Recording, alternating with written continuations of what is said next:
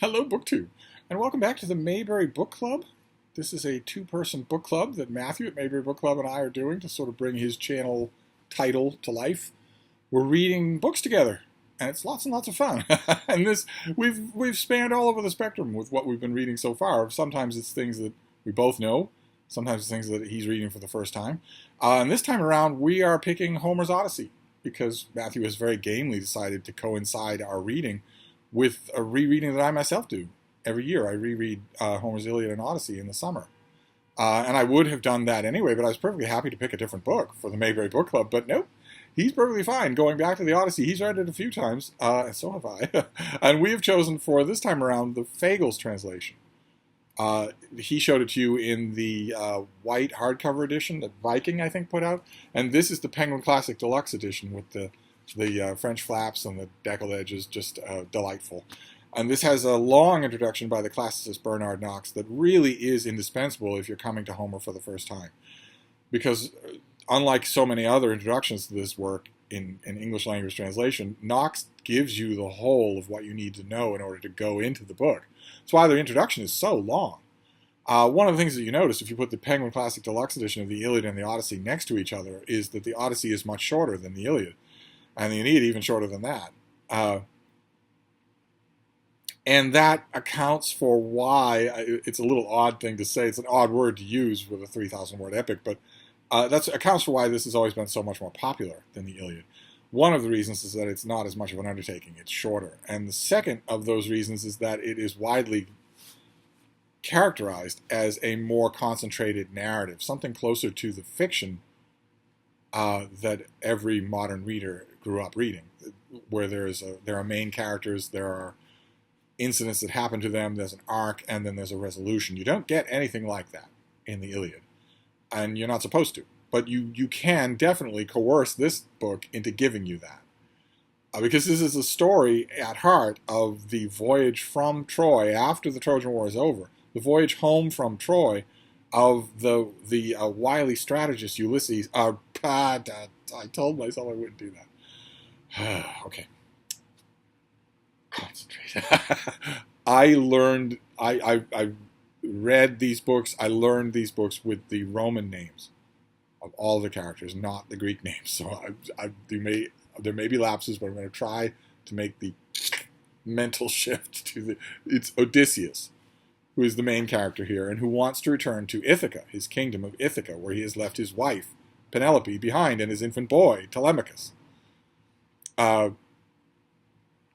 And unlike a great many other figures who made their way homes from Troy, Odysseus runs into trouble. He runs into trouble right away from Poseidon, who wants to wreck him, who wants to ruin him. There's a little bit of trouble with the chronology as to why Poseidon would feel that way.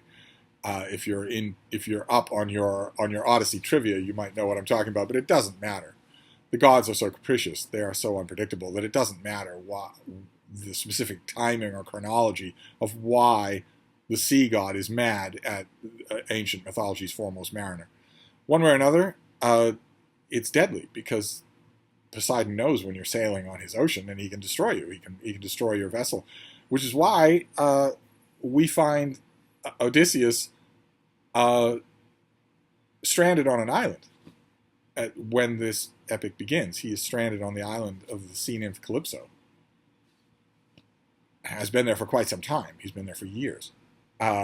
Because he encountered nothing but enmity from the god of the sea. I keep saying the god of the sea because I want to head off myself calling him Neptune. Sorry about that. I'm sorry about that. But I shouldn't say at the beginning of this epic, because one of the odd things about the Odyssey is that although it is widely characterized as a far more concentrated work, dealing with one main character and a supporting cast, and one main story arc with a couple of subplots, we don't meet Odysseus right away. When this epic opens, we meet Telemachus, who's not a baby anymore. He's a teen dream. And he is his father's son, he's his father's heir, but his court has been infested with suitors. Well-born men of varying ages from local towns and farms and whatnot, who all think, well, our king is lost at sea, or was lost at Troy. But he's not coming back. After all this time, after all these years, he's not coming back, which means the kingdom is going a-begging and needs a new king. And the queen, Penelope, needs a new husband. Naturally, Telemachus is chapped about this, right? But he has no power against these older and seasoned men. He has very little in the way of local retainers. Never quite understood that. Yes, all of the Greek kings were forced to levy soldiers to go to Troy. And Odysseus was very unwilling to do that. The myth surrounding how he was tricked into going to Troy very much underscore that he didn't want to go himself. You'd think that even if he had to levy men and ships to go to Troy, he would still have left a home guard behind under Penelope's control. That appears not to have happened, and that's a little odd. It's not the only way in the course of this epic. It's not the only time that I have occasionally found myself thinking, this guy doesn't deserve his kingdom, which is heresy, absolute heresy. Because you're supposed to love Ulysses in the course of this book. You're supposed to think he's the bee's knees. But we don't meet him right away. Instead, we meet Telemachus. We meet the suitors. And we also meet the gods on Olympus, who are a trip if you are encountering them for the first time. They are significantly less of a trip in this book than they are in the Iliad. In the Iliad, they actually take a hand in the action often. And they have all sorts of conflicting passions, and they can be funny or not. But they're deadly serious to the human ants that they involve themselves with, because with one or two exceptions, gods that aren't cut out to be formidable, most of them are infinitely more powerful than humans. And if they get involved, they have human passions, then all the humans involved will suffer. They will suffer. But there are also gradations of power amongst the immortals. There's Jupiter at the top of the pecking order. He is the king of the gods, and as he frequently takes pains to point out, more powerful than all the rest of them put together. But then there are warlike gods, like Mars or Minerva. There's the queen of heaven, Juno, Hera, Ares, Athena, Zeus. There are gods who are there are gods who are very, very formidable, and then there are second generation gods, half gods, godlings, and then there are the nymphs and various attendant deities like that. And there are rungs below them. There are rivers.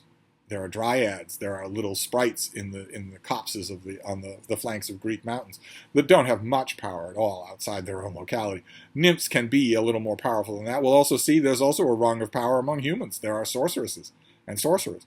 But for the purposes of the 6 books that we're reading today, the nymph that Odysseus is staying with is Calypso, and she is more powerful than he is.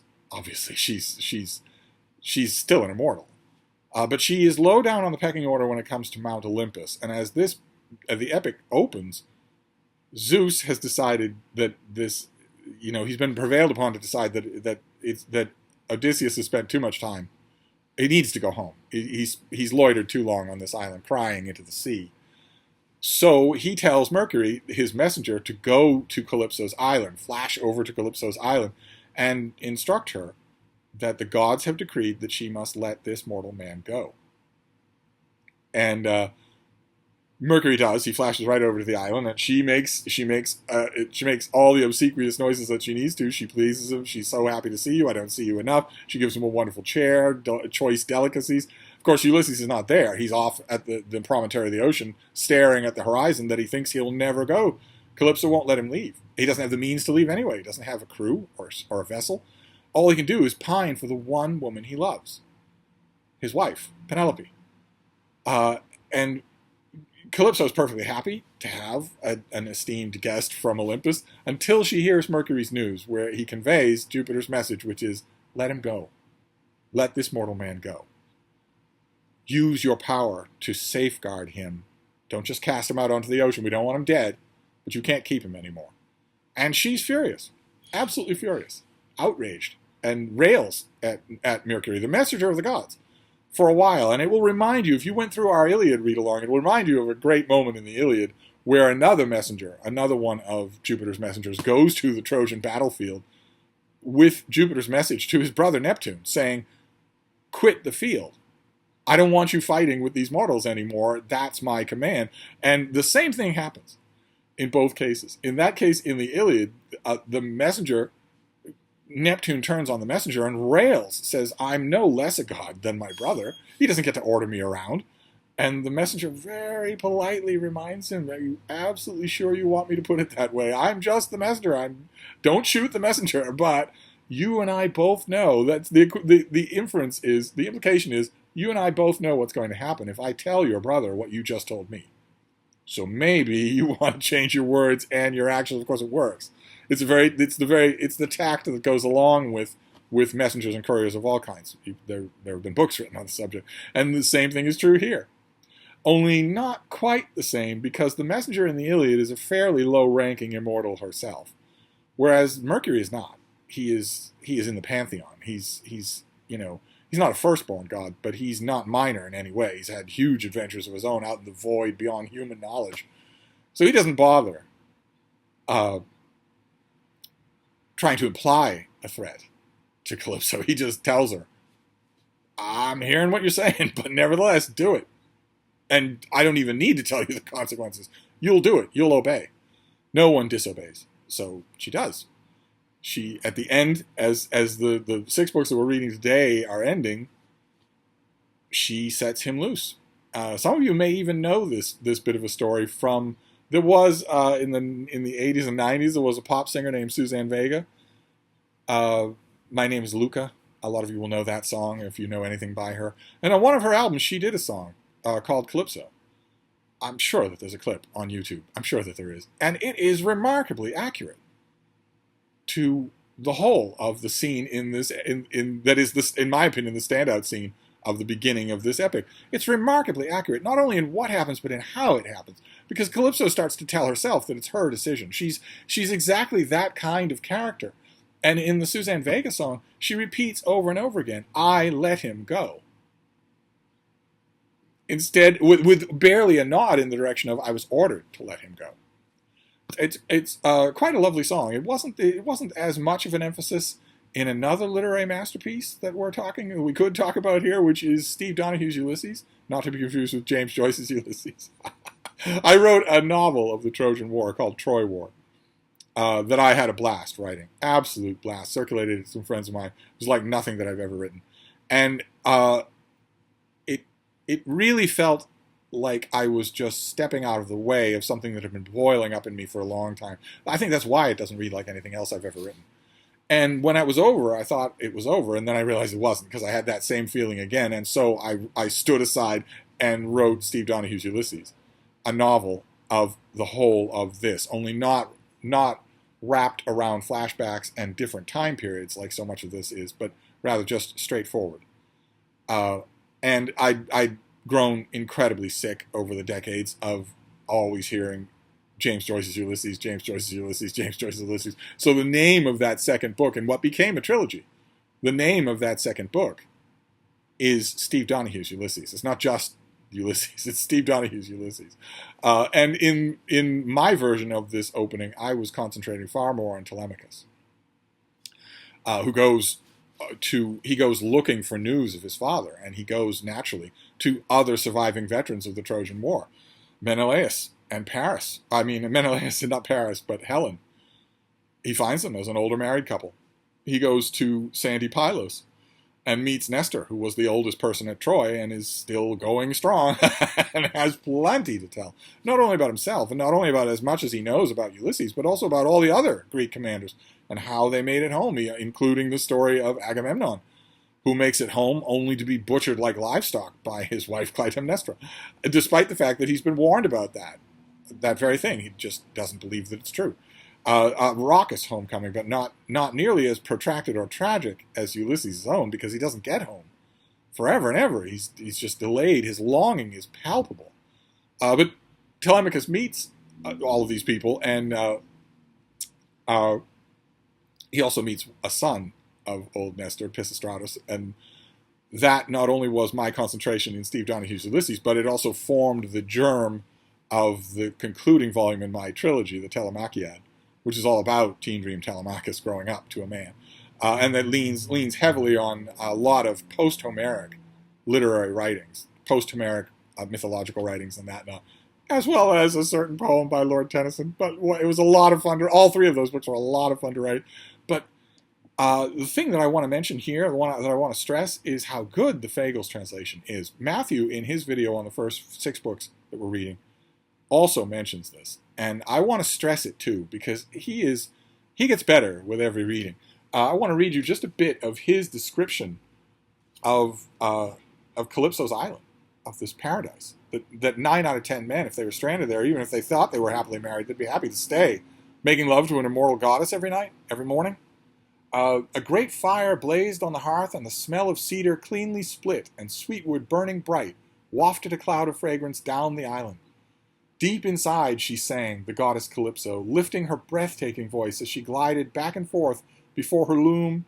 Her golden shuttle weaving thick, luxuriant woods grew round the cave, alders and black poplars, pungent cypress too, and there birds roosted, folding their long wings, owls and hawks and the spread-beaked ravens of the sea, black skimmers who make their living off the waves. And round the mouth of the cavern trailed a vine laden with clusters bursting with ripe grapes. 4 springs in a row, bubbling clear and cold, running side by side, took channels left and right. Soft meadows spreading round were starred with violets, lush with beds of parsley. Why, even the deathless god who came upon that place would gaze in wonder, heart entranced with pleasure. Hermes the guide, the mighty giant killer, stood there spellbound. But once he'd had his fill of marveling at it all, he briskly entered the deep vaulted cavern. Calypso, luxurious goddess, knew him at once, as soon as she saw his features face to face. Immortals are never strangers to each other, no matter how distant one might make her home. And he has bad news. Okay, I'm looking at this, I'm being reminded of something. Okay, well, I think that's lovely. I think that verse is just lovely. And I'm reminded of something else about this Penguin Classic Deluxe. This is not the first Penguin Classic Deluxe volume that I bought. When this came out in this kind of matte finish cover in the bookstore, I bought a copy with my employee discount. But I've since had many. I find it used. I never pass it up when I see it used. And I've gone through many copies, sent them out to people and that sort of thing. This one I kept. And you might think that I wouldn't, because this belonged to a student, this copy. Nowhere does he give his name. But at the beginning, he's doing what his teacher tells him to do. He's underlining certain parts and mentioning hospitality, the important, trickery, Proteus, where he's putting these pro forma marginalia notes in there to sort of remind him of what the teacher is taking him through. But as the book goes on, at first I had a block eraser right in hand to get rid of those. Just go through and get rid of them. Then as the book goes on, he's getting more and more into it. All of a sudden, he starts leaving commentary. I can't repeat any of it because he's got a wonderfully foul mouth to him. But he starts repeating things. He starts adding his own thoughts. So halfway through the book, he is still annotating what his professor wants to point out, but he's also reacting to the prose. When things turn bad, he's writing expletives in the margins. When characters act in a horrible way, he's calling them out in fairly South Boston prose. I absolutely loved that. The more I went into it, the more I loved it. So I wouldn't get rid of these marginalia for all the mud in Egypt, not in a million years. So I kept this volume, even though it's got all sorts of marginalia in it. Because I'm watching someone fall under the spell of Homer in real time. As I turn the pages, I'm watching it happen. That's all you need. You don't even technically need Bernard Knox's introduction here, although it's great. You don't technically need it. I'm pretty sure that the kid who had this book did not read that introduction. I'm pretty sure that he just dived into the poem and it worked on him. He gave it time, he paid attention, and it worked on him. So that halfway through, he's not listening to his professor anymore. He is solely absorbed in the adventures of Odysseus and what's going to happen. Is he going to get home? What's going to happen? Wonderful. It's just so wonderful to see that I kept it even though it's written in. So there you go. Those are the first 6 books of our read-along of the Odyssey. Still plenty of time for you to join us. We're doing the Fagles translation. This is by far the most disseminated translation, so your used bookstore might have a copy. Your library certainly will. And who knows, there are probably 80 million versions of this for cheap online. Where the only question that you will have to watch out for is the one I mentioned, where highlighting. You have to be really, really careful of that. So if you go on eBay or Amazon and the seller is just cutting and pasting the description of whatever condition Amazon and eBay will list conditions, possible conditions of books, and each condition rank has a paragraph description. This means that there might be writing in the book, the dust jacket might be ripped, or that sort of thing. That doesn't say anything about the actual book you're buying, right? That is a category description. If the seller on eBay or Amazon simply cut and paste that description, so they're selling you one book, but they're saying it may have writing in it, it may have a ripped dust jacket, don't buy it from them. They're giving themselves an out to lie to you, so don't buy it to them. You want to buy from somebody who tells you what the specific copy they're selling you actually looks like, preferably with pictures, so that you can see for yourself. If highlighting bothered you, for instance, if this thing would have failed the test if I bought it online, and I wouldn't miss it for the world. Most highlighting is just distracting.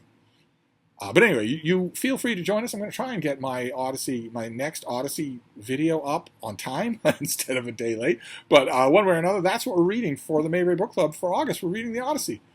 I myself have lots of grandiose plans for what other things we will read. I haven't sprung them on Matthew, so we'll have to see if any of them actually happen. But in the meantime, I'm going to wrap this up, but I'll be back. Thank you, BookTube.